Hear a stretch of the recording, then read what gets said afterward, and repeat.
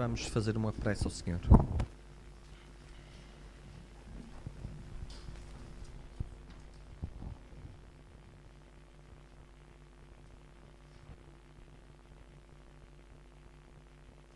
Querido Pai, que habitas nos altos céus, nós estamos gratos, Senhor, porque Jesus morreu na cruz por nós.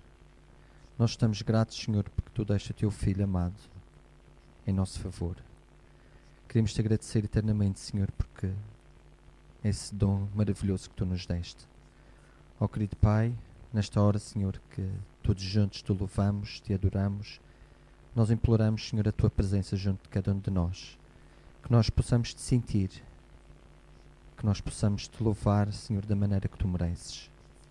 Queremos nesta hora também pedir uma bênção para o servo que escolheste esta manhã, para que ele nos possa trazer, Senhor, a Tua mensagem de uma maneira explícita e que nós possamos compreendê-la com a ajuda do Santo Espírito.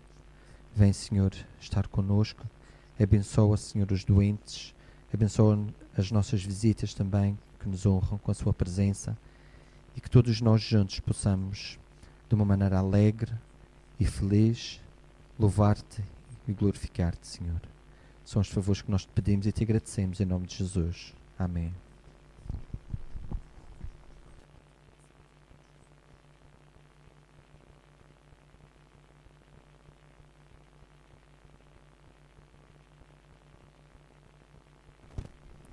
Bom dia, irmãos. Vamos continuar a louvar ao Senhor nesta manhã de sábado, desta vez com os nossos dízimos. Vamos dar, em primeiro lugar, vamos dar lugar às crianças em primeiro.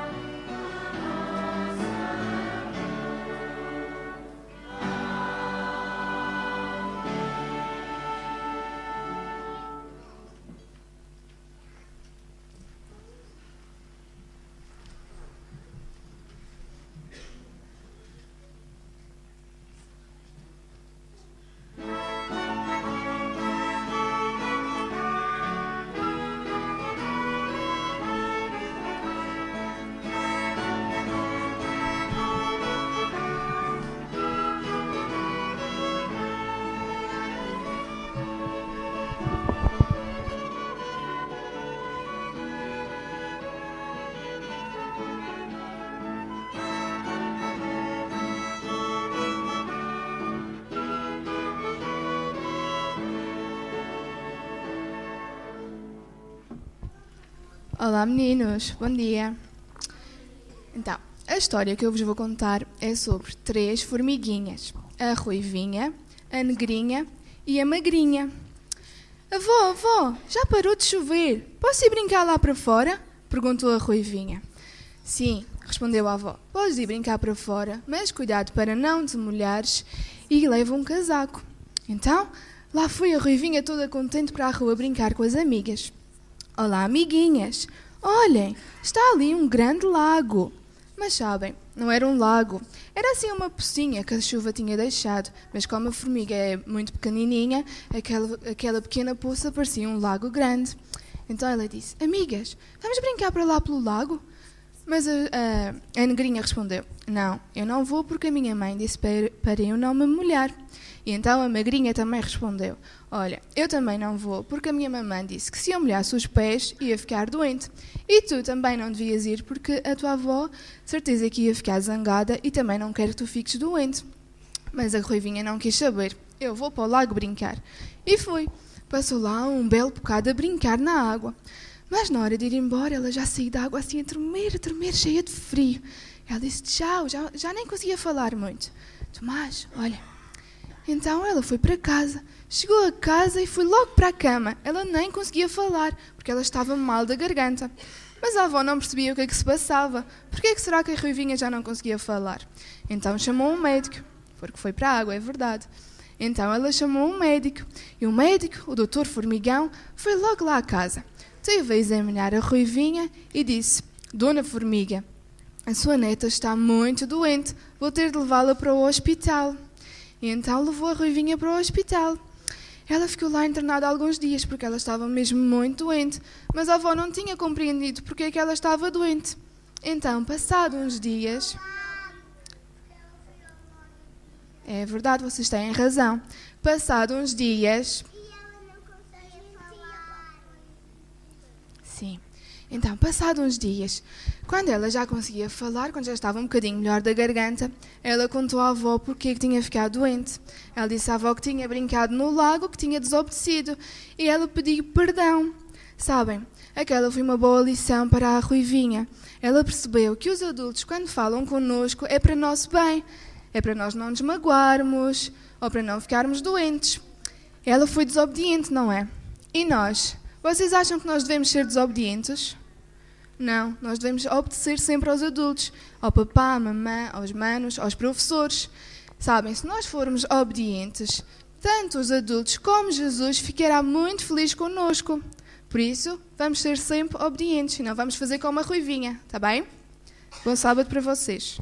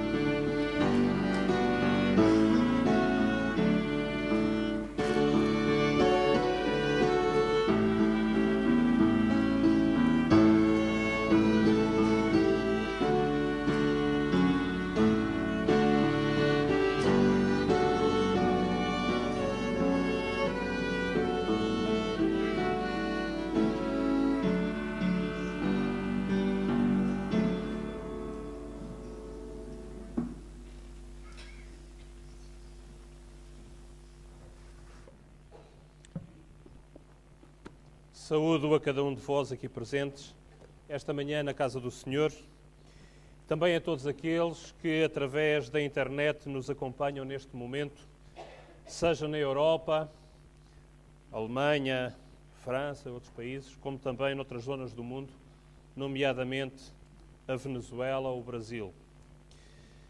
Espero que o Senhor nos possa tocar a todos esta manhã e que o Espírito possa falar a cada um de nós segundo as necessidades que todos nós temos. Convido-vos a que possamos abrir a palavra do Senhor no livro de Apocalipse, no capítulo 12.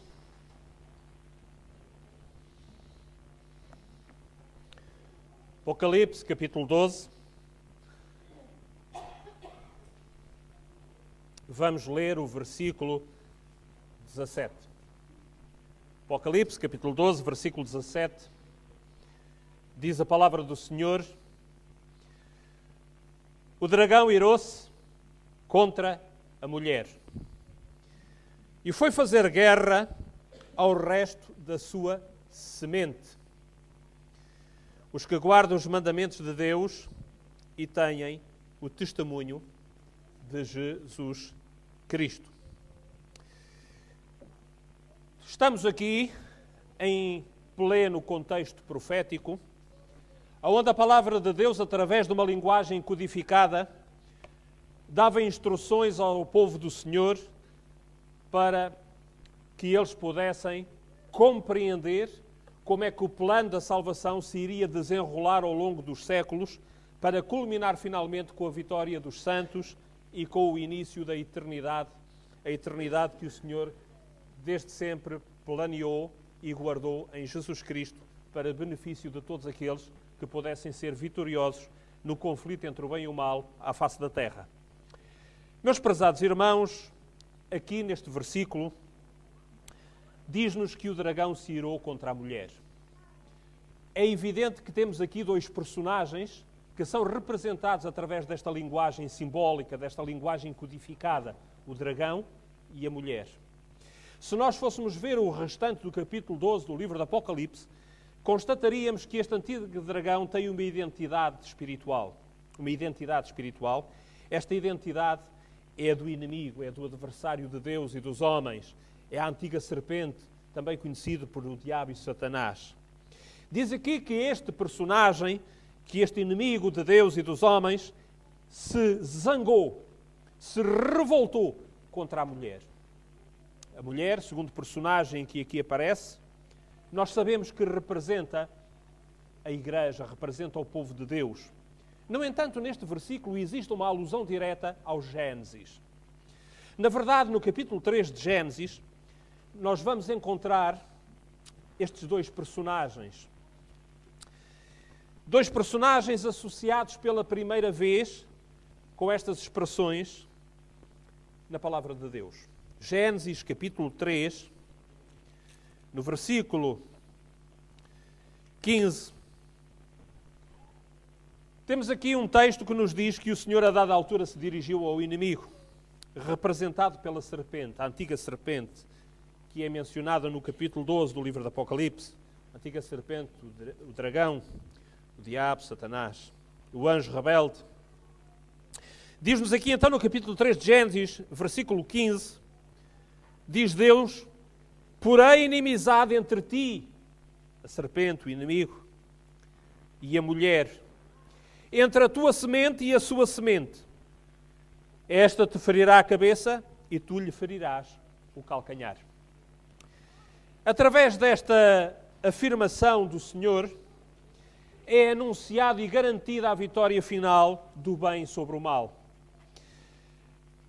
A antiga serpente seria ferida na cabeça, seria uma ferida de morte, ou seja, é anunciado o seu fim no futuro, enquanto que a mulher e a descendência da mulher seriam apenas incomodadas enquanto o inimigo estivesse vivo e ativo, ferindo o calcanhar da mulher, ferindo o calcanhar da semente da mulher.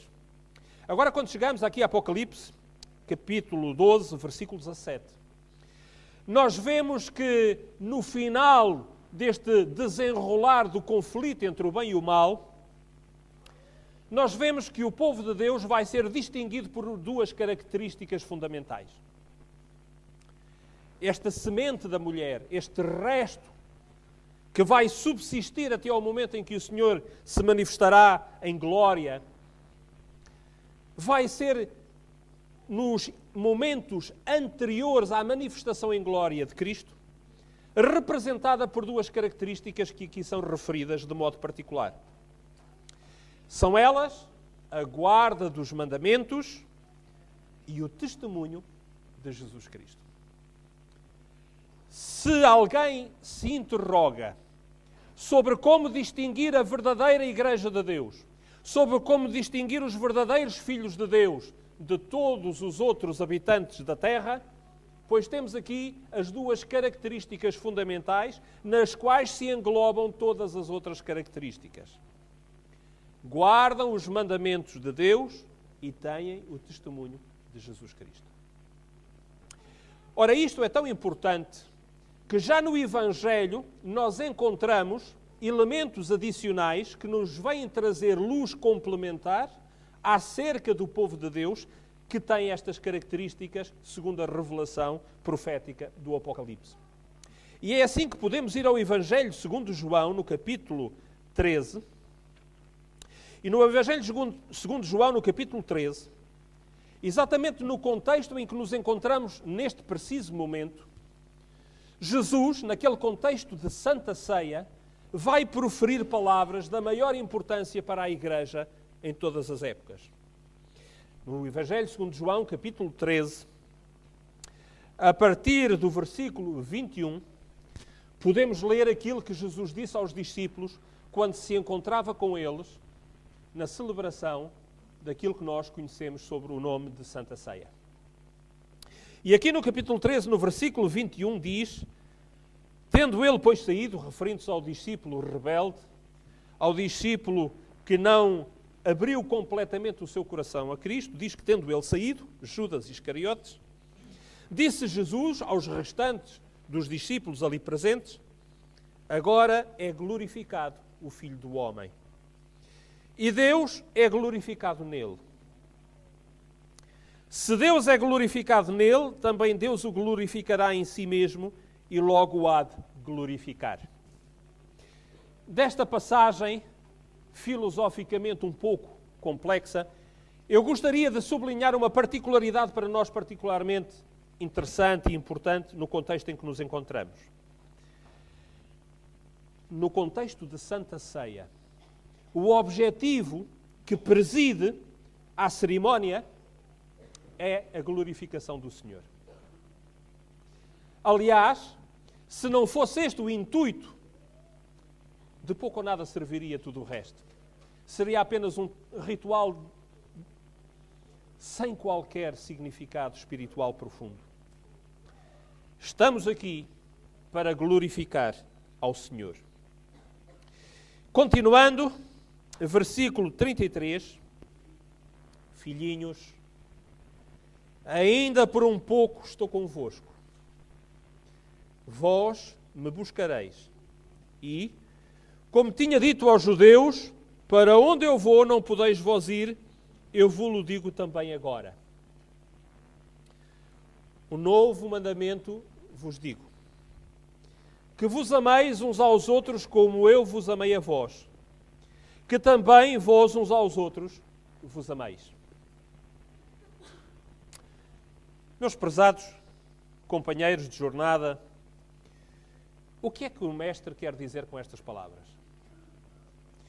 Reparem que neste contexto de Santa Ceia, neste contexto em que Jesus fala de ser glorificado, Ele e o Pai nele e Ele no Pai, Ele acrescenta que o povo de Deus, aqueles que de um modo especial se distinguiriam por uma proximidade com Cristo, deveriam ter uma característica particular que os distinguiria de todos os outros, a tal ponto que isso seria uma evidência para todos os restantes habitantes do mundo de que verdadeiramente eles eram discípulos do Senhor. O amor fraternal. E quando falamos aqui nesta questão, há pelo menos dois aspectos que devemos ter em consideração. Em primeiro lugar, ter em consideração que estamos a falar do povo de Deus. Ora, quem era o povo de Deus? No contexto em que nós aqui estamos a ler, neste momento da história, no ano 31 da nossa era, o povo de Deus ainda era toda a nação judaica, de uma forma geral, de uma forma oficial. No entanto, apesar de todo o povo de Israel, os filhos de Abraão, segundo a carne e o sangue, ainda serem povo de Deus, neste momento, o que acontece é que aqueles que verdadeiramente estão mais perto de Deus, ou seja, se quiséssemos, jogando um pouco as palavras, o povo dentro do povo, eram aqueles que ali estavam presentes com Jesus naquele momento. Toda a nação de Israel festejava a Páscoa, mas os discípulos festejavam a Santa Ceia. Podemos, pois, dizer que há algo que diferencia o povo do povo. Algo que diferencia o povo de Deus em sentido lato do povo de Deus em sentido restrito. Que dentro do povo de Deus há aqueles que estão bem mais perto do Senhor do que outros. E finalmente haverá até aqueles, que serão a grande maioria, que nem sequer pertencem ao povo de Deus, o que também não é novidade para nós. No entanto, Jesus, olhando para aqueles jovens que ali estão, aqueles 11 jovens discípulos que estão ali com ele naquele momento, Jesus tem palavras muito especiais para eles. É como se Jesus lhes estivesse a dizer, por outras palavras, vocês vão ter que conquistar o mundo. Vocês vão ter que levar a mensagem da salvação ao mundo inteiro. Mas aquilo que vai distinguir a vossa mensagem, aquilo que vai permitir que verdadeiramente os outros vejam que vocês são discípulos, que vocês são meus discípulos, que vocês são portadores da mensagem do Evangelho, a única coisa que vos vai verdadeiramente identificar como tal, imaginem, é o amor. Jesus poderia dizer tantas coisas mais. Olha, aquilo que vos vai identificar é o facto de vocês serem galileus, ou de vocês serem hebreus, ou de vocês terem andado comigo, ou de vocês terem presenciado aquilo que eu fiz, que eu disse, a maneira como eu vivi, ou o facto de vocês serem portadores de doutrinas que correspondem à verdade. Tantas coisas mais que Jesus podia ter dito como sinal distintivo daqueles que verdadeiramente eram discípulos do Senhor. Mas aquilo que Jesus diz, meus prezados irmãos, é o mais difícil de tudo. O amor. E lembremos-nos que não se trata aqui de um amor qualquer. Trata-se aqui de um amor muito especial. Sabem que na língua em que o Novo Testamento foi escrito, há várias palavras que na nossa linguagem moderna podiam ser traduzidas por amor. Mas de todas as palavras disponíveis, a que foi escolhida foi a mais complicada. Aquela que verdadeiramente reflete um sentimento e uma postura que verdadeiramente está muitas vezes para além da capacidade humana. O amor mais elevado que existe. O amor de Deus. Que sempre, invariavelmente, é expresso pela mesma palavra. E é essa palavra que aqui está exatamente a ser pronunciada por Jesus aos discípulos. Ou seja, Jesus não está a falar de um amor qualquer ou de um qualquer sentimento de simpatia que os discípulos deveriam ter uns pelos outros e que seria sinal de que eles eram seus discípulos. O que Jesus aqui está verdadeiramente a dizer é que aquilo que os distinguiria mais do que qualquer outra coisa, incluindo doutrina, como verdadeiros discípulos do Mestre, é que eles verdadeiramente seriam portadores, seriam praticantes do amor sublime, do amor supremo. Jesus não podia ter posto a fasquia mais alta, mas, meus prezados irmãos, é precisamente porque a fasquia está mesmo no máximo de altura possível que isso seria um sinal distintivo de que seriam seus discípulos.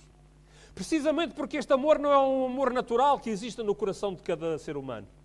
É um amor que é fruto de um amadurecimento espiritual, que é fruto de uma ação do Espírito Santo no coração humano e que, portanto, só pode ser resultado da ação de Deus sobre o homem.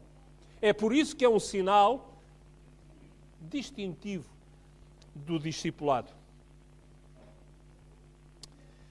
Reparem como é difícil às vezes para nós compreendermos as palavras do Senhor.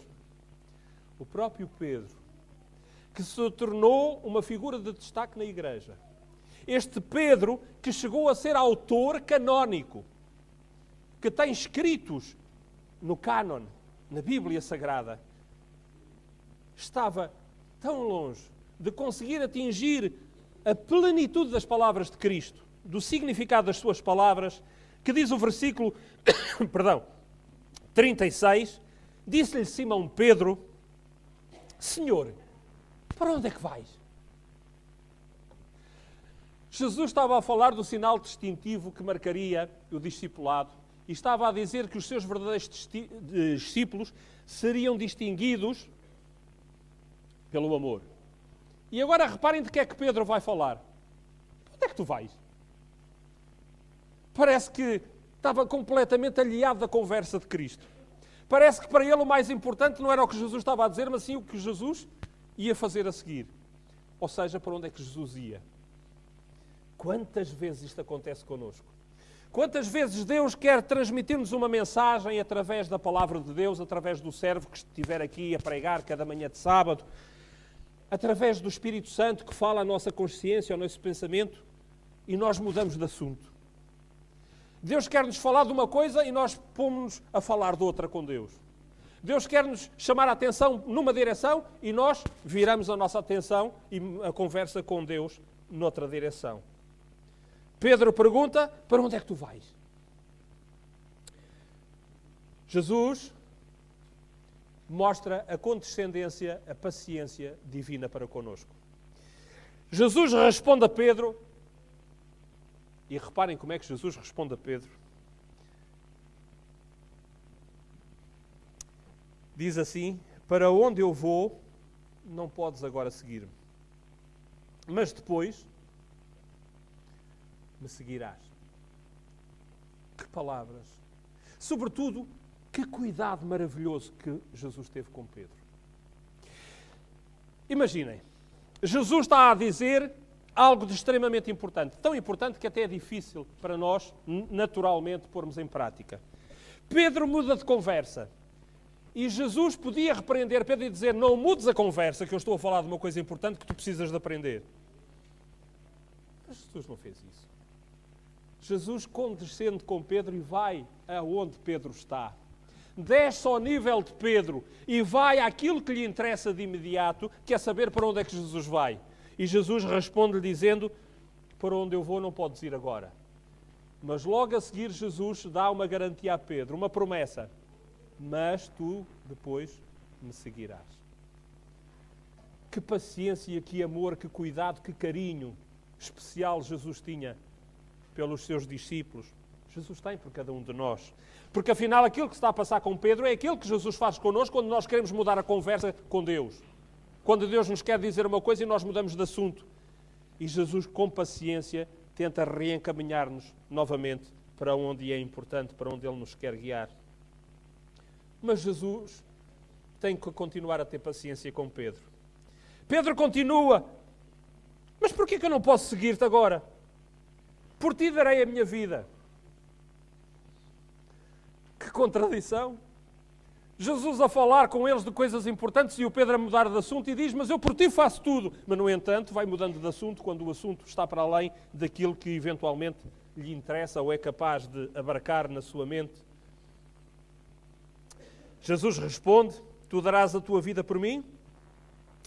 Na verdade te digo, não cantará o galo enquanto me não tiveres negado 3 vezes. Jesus agora leva Pedro a constatar a sua verdadeira situação.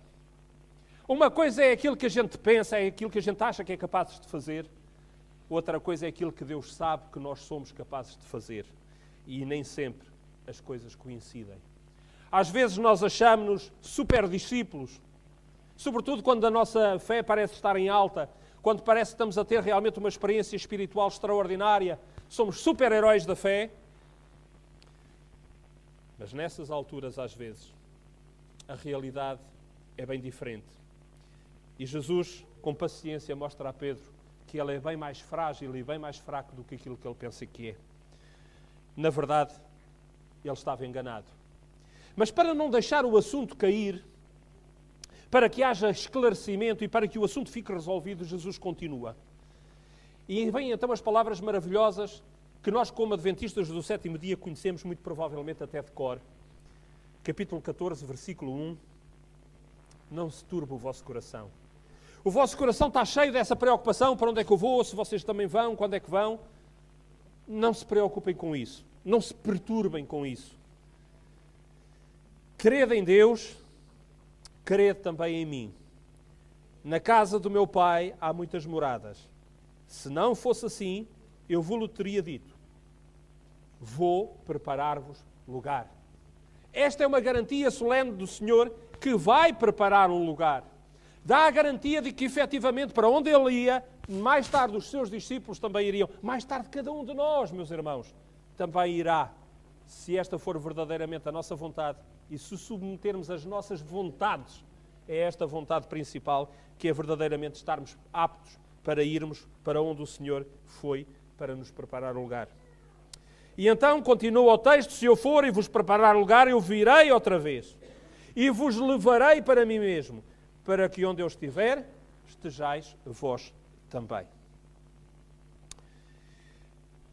Meus prezados irmãos, estamos no momento da espera. Ainda não chegamos, estamos a caminho. E enquanto estamos a caminho, nós estamos na luta. Estamos numa luta que é uma luta espiritual. Uma luta em que cada um de nós vai ter que fazer face individualmente, um a um, cada um de nós, às tentações, aos ataques do inimigo.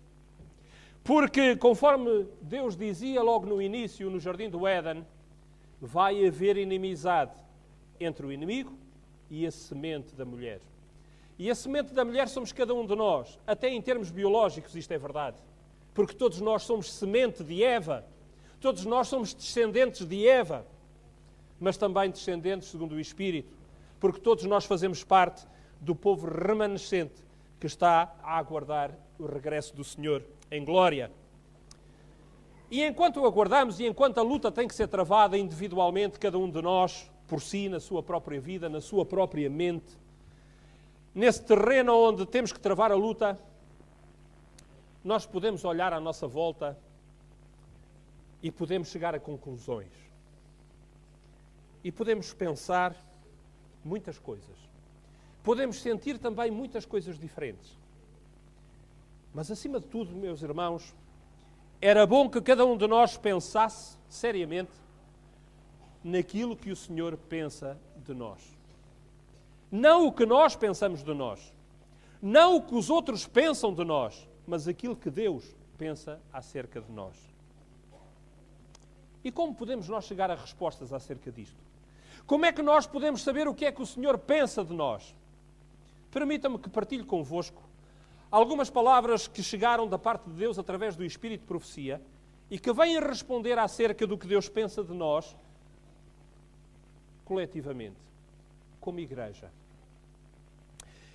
No segundo volume do livro Mensagens Escolhidas, no capítulo 52, que começa nesta edição a partir da página 396, o Senhor diz-nos o que é que pensa de nós. E agora reparem o que é que o Senhor pensa de nós. Vou ler. O Pai ama hoje o seu povo da mesma maneira que ama o seu próprio Filho. Eu vou ler outra vez porque isto é demasiado importante. O Pai ama hoje o seu povo da mesma maneira que ama o seu próprio Filho. Um dia teremos o privilégio de vê-lo face a face. Isto encontra-se no manuscrito 103, escrito em 1903. Continuando, devemos lembrar que a Igreja, e agora reparem que Deus não põe pó de arroz sobre as falhas da pele, nem sobre as borbulhas do sarampo. Deus diz exatamente o que Ele acha da Igreja, o que a Igreja é, mas não fica por aí. Eu vou ler. devemos lembrar que a Igreja, enfraquecida, defeituosa, como seja, é o único objeto na Terra a que Cristo concede a sua suprema consideração. Ele vela constantemente com solicitude por ela e fortalece-a pelo seu Espírito Santo. Manuscrito 155, datado de 1902, mais precisamente de 22 de novembro. Na carta 279 diria ainda: confiai na guarda de Deus. Sua Igreja deve ser ensinada. Se deve ser ensinada é porque ainda há qualquer coisa que não sabe, logicamente, senão não seria necessário. Enfraquecida e defeituosa, como é o objeto da sua suprema consideração, repete a serva do Senhor. 1 de agosto de 1904. A Igreja deve aumentar em atividade e ampliar os seus limites. Ou seja, não deve estar satisfeita consigo mesma. Não se deve resignar à sua situação, deve tentar alcançar mais, ir mais alto, mais longe, mais fundo. Nossos esforços missionários devem expandir-se. Precisamos alargar as nossas fronteiras. Ao passo que tem havido renhidas lutas no esforço de manter o nosso caminho distintivo, temos, todavia, como cristãos bíblicos, estado sempre em terreno conquistado. A evidência que temos tido nos 50 anos da passada presença do Espírito de Deus connosco como um povo, resistirá ao teste dos que se estão agora dispondo em ordem de batalha ao lado do inimigo e reforçando-se contra a mensagem de Deus. Isto foi escrito em 1907, portanto cerca de 50 anos depois do início da obra dos pioneiros. Se vos escrevo estas coisas, irmãos, se bem que nem todos vós as possais compreender plenamente, se eu não cresce que os olhos de Deus se acham sobre o seu povo, não poderia ter a coragem de escrever repetidamente as mesmas coisas. Deus tem um povo a quem está dirigindo e instruindo. Se nós tivéssemos que responder à pergunta quem é o povo do Senhor, teríamos aqui como resposta evidente: o povo do Senhor são todos aqueles a quem Ele dirige e instrui. Ou seja, todos aqueles que, sendo guiados pelo Senhor, estão a aprender aquilo que precisam para poderem continuar a ser povo do Senhor.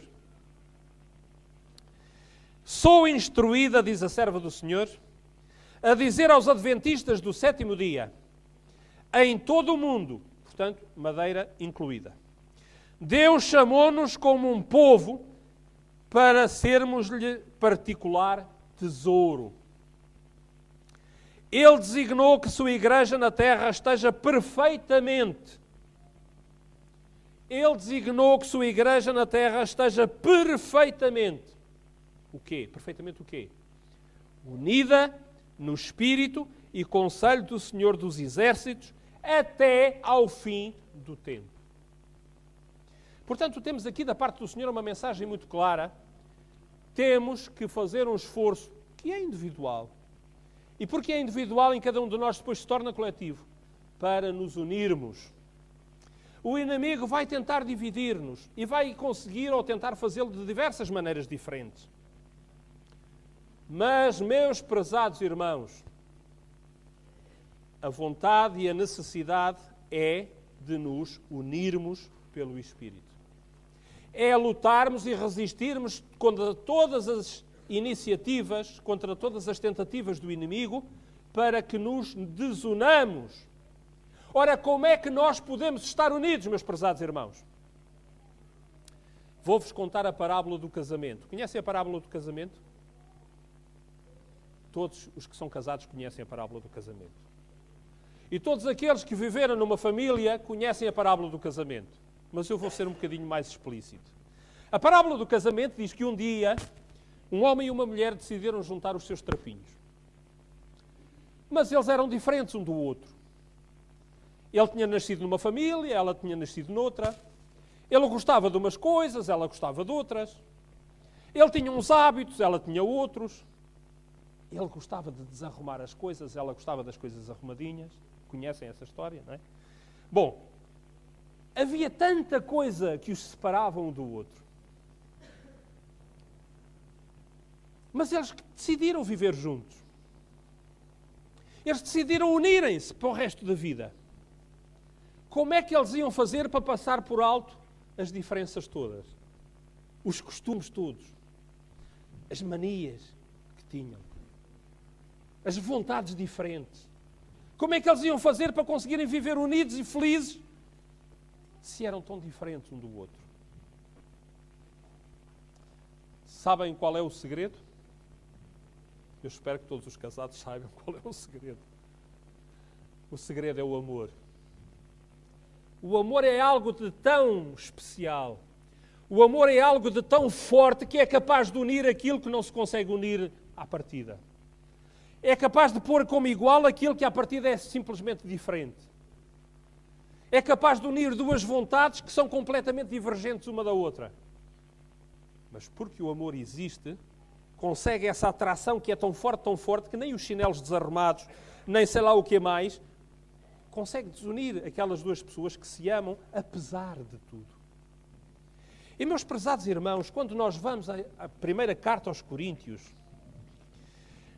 imaginem qual é o capítulo. Alguém imagina qual é o capítulo? Já conhecem a parábola do casamento, não é? E as seus derivados. 1 de Coríntios, capítulo 13.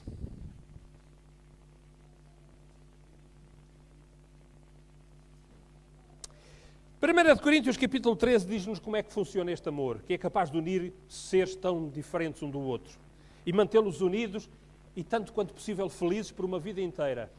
Fazendo ainda mais uma coisa extraordinária, que não apenas os mantém juntos, como a pouco e pouco os vai aproximando cada vez mais um do outro, ao ponto de, ao fim de alguns anos de sucesso no casamento, isto acontece sobretudo com os casais mais idosos, que eles até são capazes, perante a mesma situação, de pensar e sentirem a mesma coisa. É verdade. Os casais mais idosos que viveram durante bastantes anos felizes, começam a ser tão semelhantes um ao outro que, perante a mesma situação, são capazes de sentir e pensar exatamente a mesma coisa e depois, falando disso, vão descobrir que o outro tinha pensado e sentido exatamente o mesmo. Vejam como o amor é capaz realmente de nos unir e a que ponto é capaz de o fazer. Mas, aqui na primeira carta aos Coríntios, capítulo 13, a partir do versículo 4, se algumas versões disserem caridade, saibam que o original diz amor e eu vou ler amor, está bem? Diz assim: o amor é sofredor, é benigno, não é invejoso, não trata com leviandade, não se ensoberbece, não se porta com indecência, não busca os seus interesses, não se irrita, não suspeita mal, não folga com a injustiça, mas folga com a verdade. Tudo sofre, tudo crê, tudo espera, tudo suporta.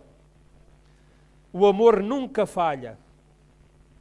E havendo tantas coisas importantes, que vem depois a dizer no texto, tudo isso acaba por se diluir, acaba por desaparecer, porque o mais importante, o fundamental é mesmo o amor e é isso que fica para todo o sempre. Meus prezados irmãos, quando Jesus diz que nos dá um mandamento novo, Jesus está verdadeiramente a lançar um desafio. É que, na verdade, aquilo que Jesus disse não tem nada de novo. Já Moisés tinha dito. Em Levítico e em Deuteronômio, Moisés já tinha escrito aquilo. Deus já lhe tinha dito aquilo no tempo do antigo Israel, no Sinai. Porquê é que Jesus diz que é um novo mandamento? É um novo mandamento em dois aspectos. É um novo mandamento, antes de mais, porque é novo porque não era praticado. Portanto, acaba por ser novo. E em segundo aspecto é novo porque tem uma nova dimensão. Mas, meus prezados irmãos, por um instante imaginem, se nós fôssemos capazes de verdadeiramente viver este amor como Deus nos diz que nós o devemos viver, o que é que mudaria? Eu creio que muita coisa mudaria. Antes de mais, seríamos capazes de compreender os outros e de aceitar os outros, mesmo quando eles não concordam connosco. O marido e a mulher amam-se, mesmo quando não estão de acordo um com o outro. Seríamos capazes de aceitar as deficiências do outro, Como o marido e a mulher aceitam as deficiências mútuas um do outro, porque afinal nenhum dos dois é perfeito. Mas eles amam-se. Seríamos capazes de continuar a gostar, a amar o outro, apesar dos disparates que possa fazer, como nós amamos os nossos filhos, apesar das traquinices ou dos disparates que eles possam fazer, porque o amor está lá e existe. Se verdadeiramente nós formos capazes de viver este amor como Deus o quer, e que vai para além da mera amizade ou estima social, verdadeiramente a Igreja será algo de completamente diferente. O povo de Deus será um povo unido, um povo que refletirá verdadeiramente o caráter puro e santo de Deus. E o aperfeiçoamento de cada um de nós, a santificação de cada um de nós será muito mais fácil. Porque não teremos sempre alguém com o dedo esticado a apontar isto e aquilo e aquilo outro que vai mal, mas teremos alguém de braços abertos para nos dizer, apesar daquilo que está mal, eu continuo a amar-te e eu quero ajudar-te a melhorar nisso que tu precisas de melhorar. Como o marido e a mulher se ajudam mutuamente e se conseguem fortalecer mutuamente, porque existe amor entre eles. Meus prezados irmãos, este é o desafio que subsiste para a Igreja, é o desafio do amor. Não, a Igreja não é perfeita. Não, a Igreja realmente está longe da realidade que Deus quer para ela. O pecado ainda existe. O inimigo ainda continua a sua obra. O que nós temos que fazer é consciencializar-nos que temos que mudar. Temos que pôr de parte o nosso orgulho. Temos que pôr de parte o nosso sentimento de injustiça. Temos que pôr de parte os nossos interesses pessoais. Temos que saber sacrificar-nos pelo bem comum. Temos que saber estar dispostos a aceitar os outros na sua natureza, tal como ela é. Não significa concordar com o que está mal, mas significa aceitar os outros apesar do mal que possa existir neles. Não aceitando o mal, mas aceitando a pessoa que é vítima do mal, que ainda consegue agir nela ou através dela. É isso que fará a diferença. É isto que fará com que verdadeiramente sejamos capazes de desenvolver o amor que Deus quer que nós possamos desenvolver uns pelos outros. E é isto que fará que nos possamos manifestar uns aos outros, dizendo, mostrando que verdadeiramente somos discípulos de Cristo. Porque neste momento da Igreja, não estou a falar da Igreja do Funchal, estou a falar da Igreja em geral, nós necessitamos de mostrar a nós mesmos que somos discípulos de Cristo. Porque muitas vezes o inimigo faz com que nós nos concentremos nos defeitos da Igreja, para dizer, esta Igreja não pode ser a Igreja de Deus porque é uma Igreja defeituosa. Pois é exatamente o contrário. É exatamente o Senhor que nos diz que a sua Igreja é uma Igreja defeituosa. E que esse é um sinal de que realmente é a sua Igreja que é defeituosa. É o Senhor que o diz, tanto no Espírito de Profecia como na Palavra. E por isso é uma Igreja que precisa da ação do Espírito Santo. É uma Igreja que precisa de aprender a viver este amor, que necessita de aprender a lutar pela unidade. A unidade dentro da diversidade, mas unida no ideal de Cristo. Unida no caminho que nos leva até à pátria celestial.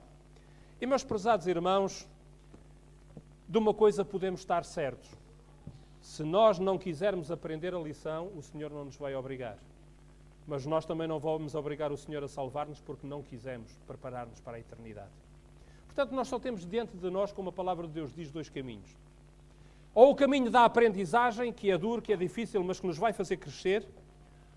Ou o caminho da rebeldia, da teimosia, que nos vai fazer ficar como estamos e indo cada vez de mal a pior.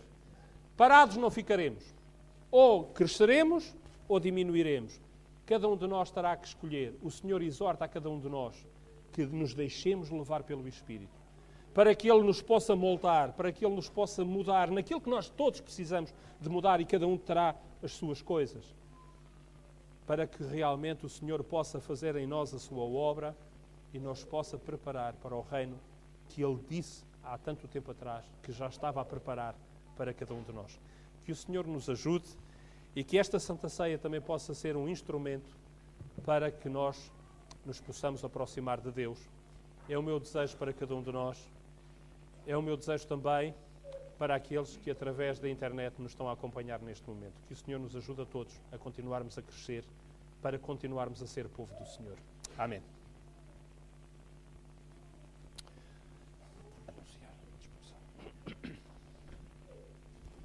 Nós vamos agora nos separar para começarmos a cerimónia de Santa Ceia e de Lava-Pés. Os nossos irmãos, como habitualmente, na sala deste lado, e as nossas irmãs na sala, dali a sala maior. Vamos então nos separar.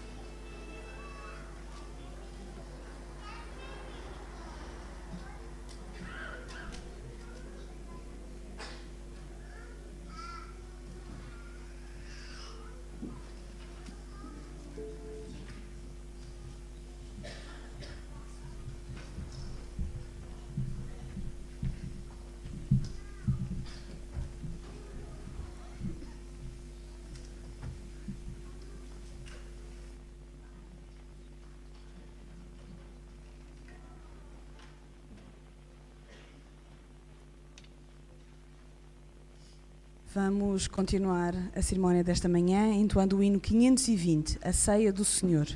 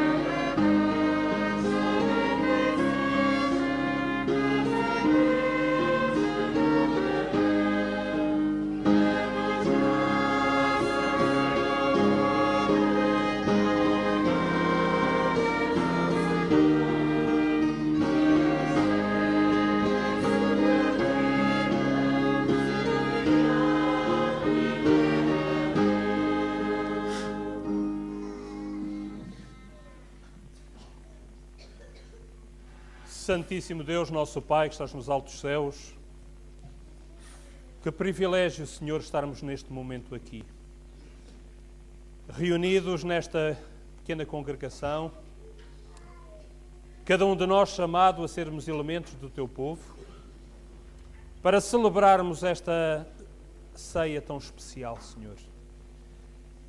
Que ao participarmos nela, verdadeiramente, isso seja a demonstração pública da nossa vontade de estarmos em comunhão contigo, Senhor.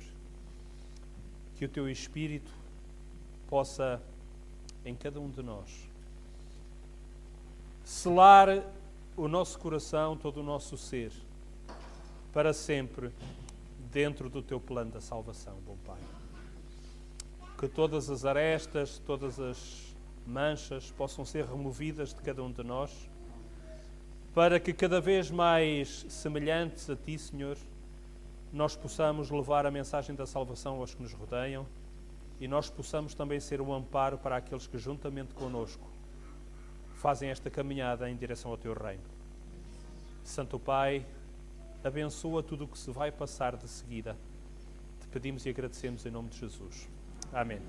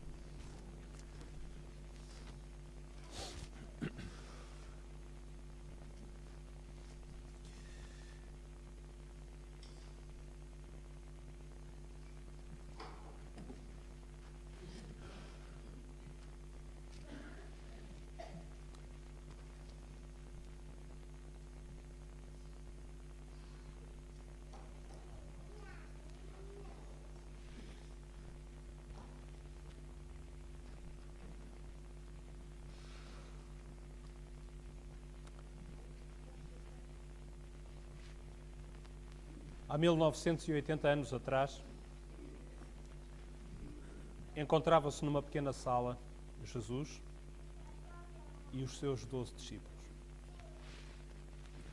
Aquela era uma refeição que iria ser diferente de todas quantas eles já tinham tomado até ali. Na verdade, encontrava-se ali apenas dois tipos de alimentos. Encontrava-se o pão e encontrava-se o sumo de uva. É verdade que alguns perguntam como é que nós temos a certeza que era sumo de uva. Podemos estar seguros disso, porque era a Páscoa. E na Páscoa não havia nenhuma casa em Israel onde houvesse o que quer que fosse que tivesse fermento ou fosse fermentado. Portanto, era seguramente sumo de uva que ali estava. O pão tinha um significado. Aquele sumo de uva tinha o seu simbolismo. Aquela refeição também ela era simbólica e profética. Aqui, perante cada um de vós, temos uma mesa posta. É uma refeição. É uma refeição espiritual. É uma refeição simbólica. É uma refeição profética. É uma refeição, antes de mais, porque aqui temos exatamente os mesmos elementos, os mesmos alimentos, pão e sumo de uva.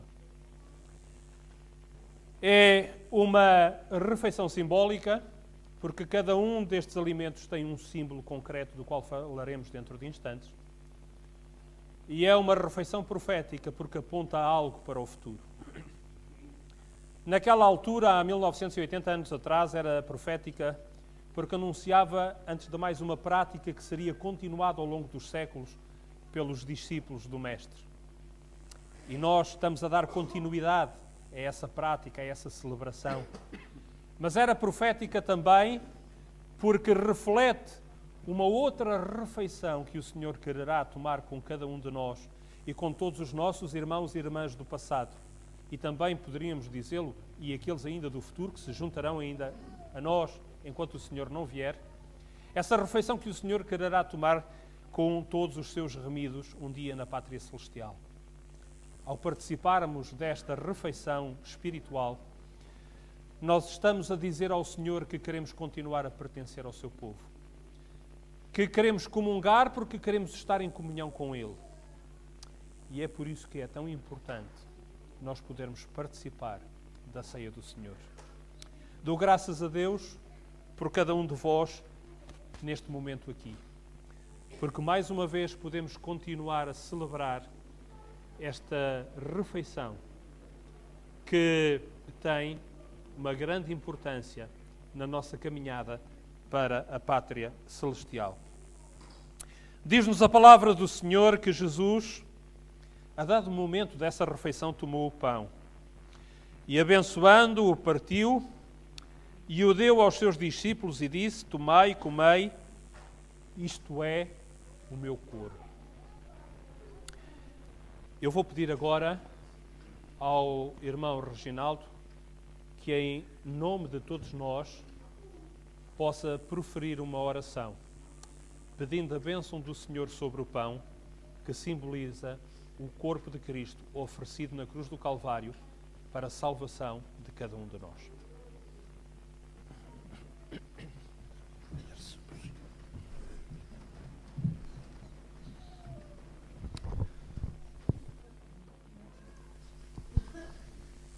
Pai do céu, é com muita alegria que estamos aqui na Tua Santa Presença para tomar estes emblemas do Teu corpo, que foi moído por cada um de nós pelos nossos pecados, e que também, Senhor, vamos comer este pão, símbolo do Teu grande amor que tiveste para conosco, para que nós possamos um dia estar nessa grande ceia na eternidade.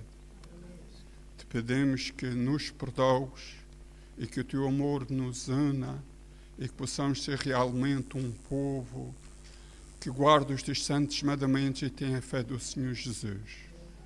Ajuda, Senhor, todos os que estamos aqui e em toda a parte do mundo, para que assim possamos tomar estes emblemas e não nos dividirmos, mas nos unirmos cada vez mais em Ti, até que, como uma família, possamos estar nesse grande banquete na eternidade. Fica, Senhor, conosco, abençoa este pão, como tu, Senhor, outrora abençoaste e deste aos teus discípulos, que este pão também seja abençoado e que cada um de nós se examine a si mesmo e que possamos assim tomar parte no corpo do Senhor Jesus. É tudo quanto podemos e agradecemos-te, em nome do teu querido Filho Jesus, nosso Salvador. Amém. Amém.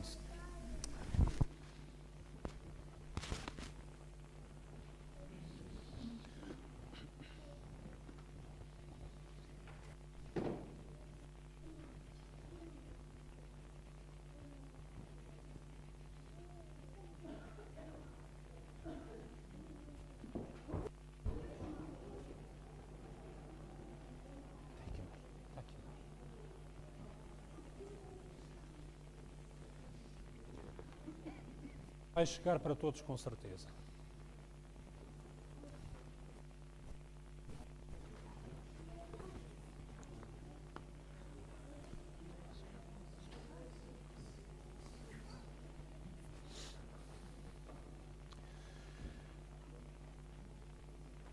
Diz o Senhor, instruindo o seu povo, que todas as relações sociais exigem o exercício do domínio próprio. Indulgência e simpatia.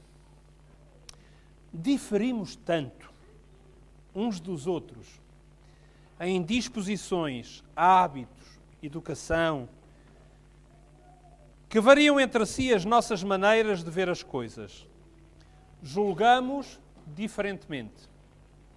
A nossa compreensão da verdade, as nossas ideias em relação à conduta de vida, não são idênticas sob todos os pontos de vista. Não há duas pessoas cuja experiência seja igual em cada particular. As provas de uma não são as provas de outra. Que deveres,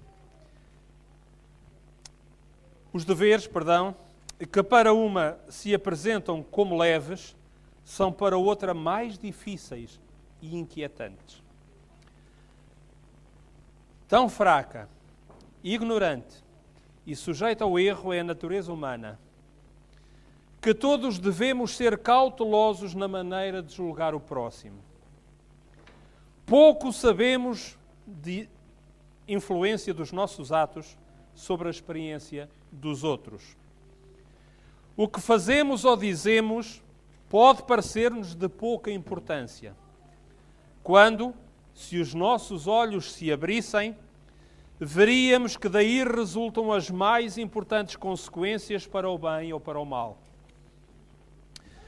Muitas pessoas têm desempenhado tão poucas responsabilidades.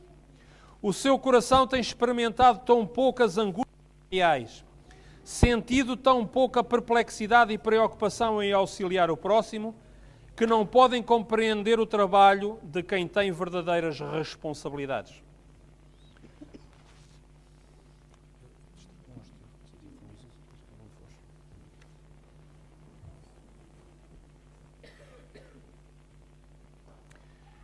São tão incapazes de apreciar os seus trabalhos como a criança de compreender os cuidados e fadigas do preocupado pai. A criança admira-se dos temores e perplexidades do pai. Parecem-lhe inúteis, mas quando os anos de experiência forem acrescentados à sua vida, quando tiver de carregar as próprias responsabilidades, olhará de novo para a vida do pai e compreenderá então o que outrora lhe era incompreensível. A amarga experiência deu-lhe o conhecimento. A obra de muitas pessoas que têm responsabilidades não é compreendida, não são apreciados os seus trabalhos, enquanto a morte as não abate. Quando outros retomam as funções que elas exerciam e enfrentam as dificuldades que elas encontraram, compreendem quanto a sua fé e coragem foram provadas. Muitas vezes perdem de vista então os erros que estavam tão prontos a censurar. A experiência ensina-lhes a simpatia. É Deus quem permite que os homens sejam colocados em posições de responsabilidade. Quando erram, tem poder para os corrigir ou para os retirar do corpo que exercem. Do cargo que exercem. devemos acautelar-nos de não tomar em nossas mãos o direito de julgar que pertence a Deus.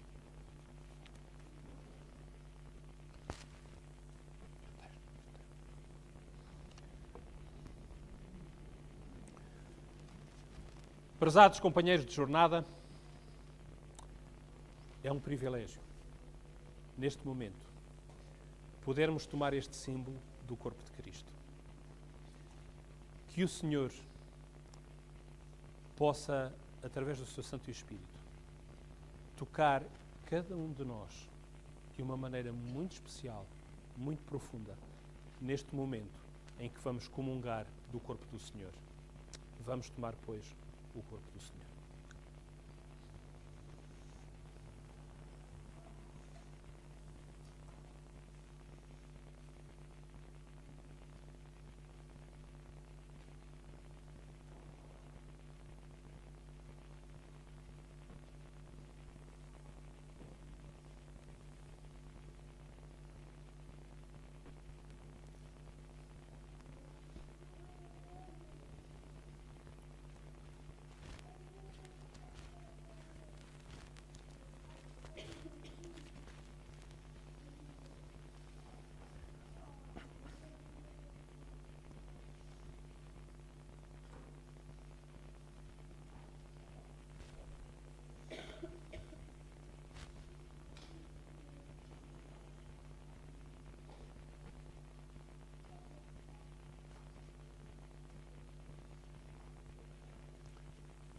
Continua a palavra do Senhor dizendo que, tomando o cálice e dando graças, deu dizendo: bebei dele todos. Todos somos chamados a comungar também do sangue de Cristo. O sangue de Cristo que lava a cada um de nós da nossa responsabilidade da transgressão da santa lei de Deus. Eu vou pedir agora ao nosso irmão Marco que possa proferir em nome de todos nós uma oração pedindo a bênção do Senhor sobre o símbolo do seu sangue derramado na cruz para a salvação de cada um de nós.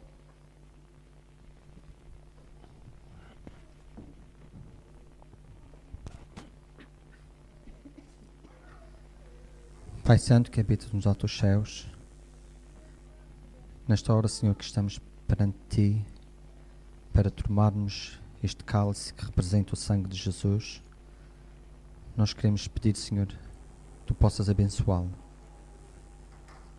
Queremos Te pedir, Senhor, que Tu nos ajudes, que ao tomarmos parte, Senhor, desta cerimónia, possamos refletir, Senhor, e entender aquele grandioso sacrifício que Jesus fez por cada um de nós.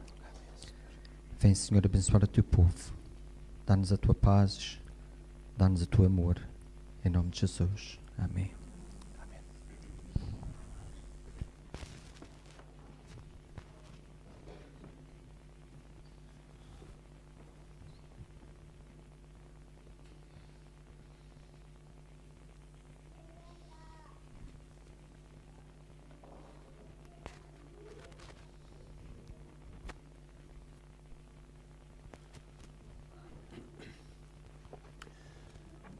Continua o Senhor dizendo, através da sua serva: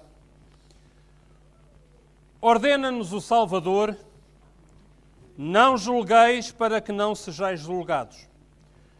Porque com o juízo com que julgardes sereis julgados, e com a medida com que tiverdes medido vos hão de medir a vós.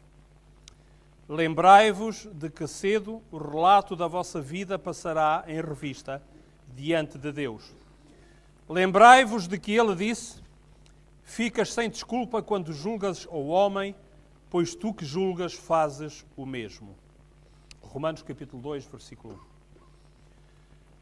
Não podemos permitir que o nosso espírito se irrite com algum mal, real ou suposto, que nos tenha sido feito.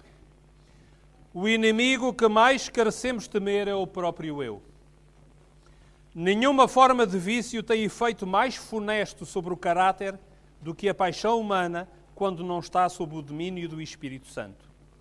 Nenhuma vitória que possamos ganhar será tão preciosa como a vitória sobre nós mesmos. Não permitamos que a nossa susceptibilidade seja facilmente ferida. Devemos viver não para vigiar sobre a nossa susceptibilidade ou reputação, mas para salvar almas. Quando estamos interessados pela salvação das almas, deixamos de pensar nas pequenas diferenças que possam levantar-se entre uns e outros na associação mútua. De qualquer sorte, que os outros pensem de nós ou connosco procedam, nunca será necessário que perturbemos a nossa comunhão com Cristo, a nossa companhia com o Espírito. Dizia Pedro na sua primeira carta: que glória será essa se pecando sois esbofeteados e sofreis? Mas se fazendo o bem sois afligidos e o sofreis, isso é agradável a Deus. Não vos vingueis. Quando puderdes, renovai toda a causa de mal entendimento. Evitai a aparência do mal. Fazei o que estiver em vosso poder sem comprometer os princípios para conciliar o próximo. Se trouxeres a tua oferta ao altar e aí te lembrares de que teu irmão tem alguma coisa contra ti, deixa aí, defronte do altar, a tua oferta e vai reconciliar-te primeiro com o teu irmão. E depois vem e apresenta a tua oferta. Mateus capítulo 5, versículos 23 e 24. Se vos forem dirigidas palavras impacientes, nunca respondais no mesmo tom. Lembrai-vos de que a resposta branda desvia o furor. Provérbios, capítulo 15, versículo 1. Há um poder maravilhoso no silêncio. As palavras ditas em réplica a alguém encolerizado, por vezes servem apenas para o exasperar. Mas se a cólera encontra o silêncio e um espírito amável e indulgente, em breve se esvai. Para terminar, na sua misericórdia e fidelidade, Deus permite muitas vezes que falhem aqueles em quem depositamos confiança, a fim de que possamos compreender quanto é insensato confiar nos homens e apoiar-nos na carne.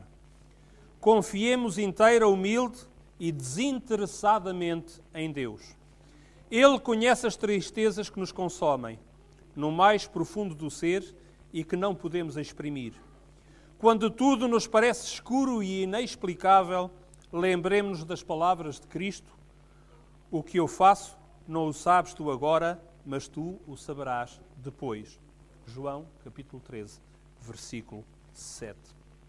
Que o Senhor possa ajudar a cada um de nós a fazermos a experiência da verdadeira vivência da fé.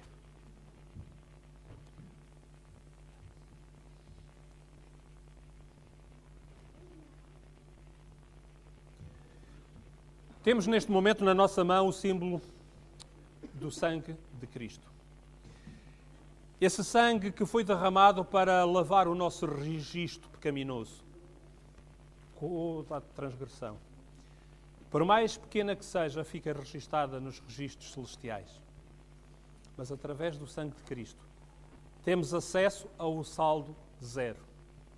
Todas as nossas transgressões são apagadas e o registro fica limpo.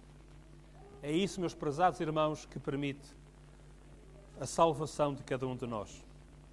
Nós, transgressores, nós, homens e mulheres, que nascemos neste mundo contaminado, manchado pelo pecado, e que muitas vezes não nos deixa ver a realidade na sua plenitude, ou que não nos deixa crescer como Deus gostaria que nós pudéssemos e como Deus sabe que nós precisamos de crescer. Mas este sangue de Cristo ajuda-nos a recomeçar tudo do zero, a começar de novo. Como dizia Jesus a Nicodemos, a nascer de novo. Que ao tomar o símbolo do sangue de Cristo, possa haver na mente, no coração de cada um de nós, esta vontade de podermos crescer de novo.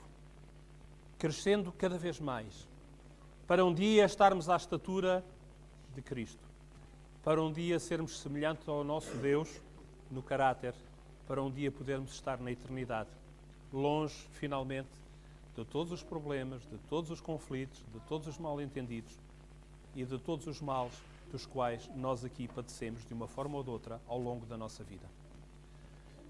Que o Senhor nos ajude verdadeiramente a continuarmos firmes no caminho que Ele um dia nos apontou e para o qual Ele um dia nos chamou.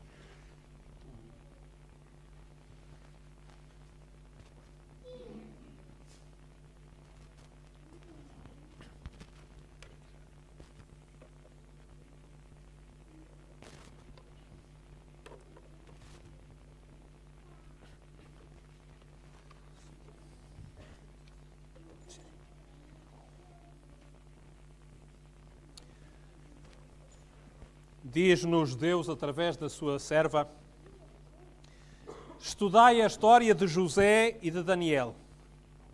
O Senhor não impediu as maquinações dos homens que procuraram fazer-lhes mal, mas conduziu todos os planos para o bem de seus servos, que no meio de provas e lutas mantiveram a sua fé e lealdade. Enquanto estivermos no mundo, encontraremos influências adversas.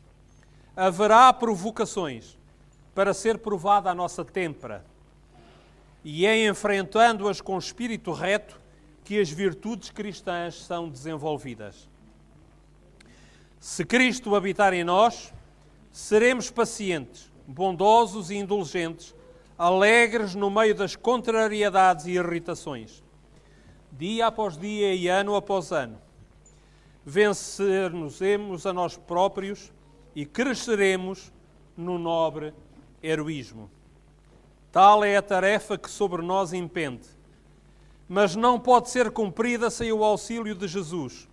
Firme decisão, um alvo bem determinado, contínua vigilância e oração incessante. Estas são as chaves, os segredos da vitória espiritual. A vitória que nos está garantida em Cristo e que é confirmada pela vontade de cada um de nós de seguirmos as instruções do Senhor. Para terminarmos, irmãos, esta manhã especial, convidava a todos a entoar as estrofes do hino 392. 3, 9, 2.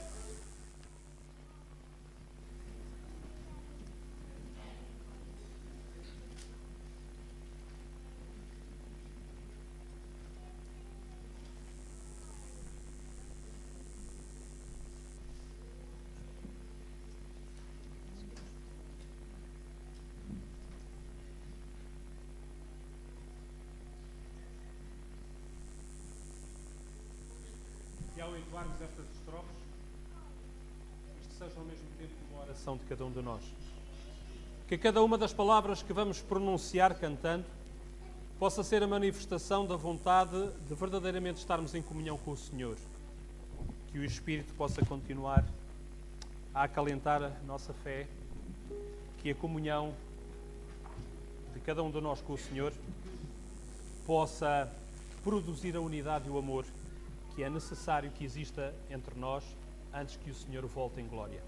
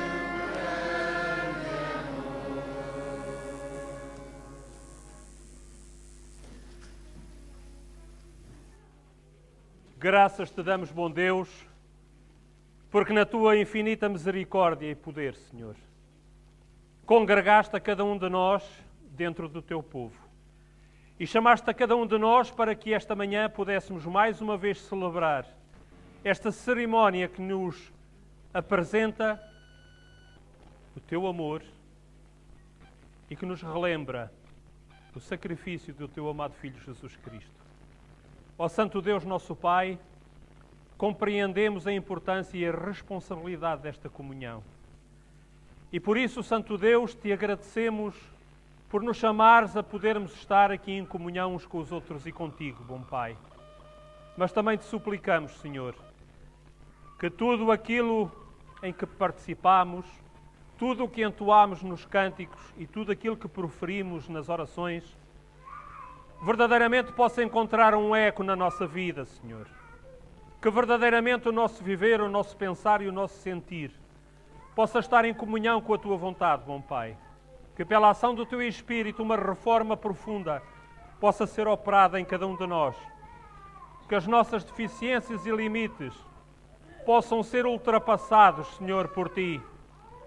E que possas confirmar a cada um de nós, bom Pai, dentro do Teu povo, para que um dia no futuro, na data que só Tu conheces, Senhor, não mais estejamos de fronte da mesa da ceia, mas sim à volta da mesa do banquete do Teu amado Filho. Dá-nos a todos, Senhor, um bom sábado e santifica também, bom Pai, a todos quantos não puderam estar aqui por razões aos Teus olhos aceitáveis. Te pedimos e agradecemos em nome de Jesus. Amém, Senhor.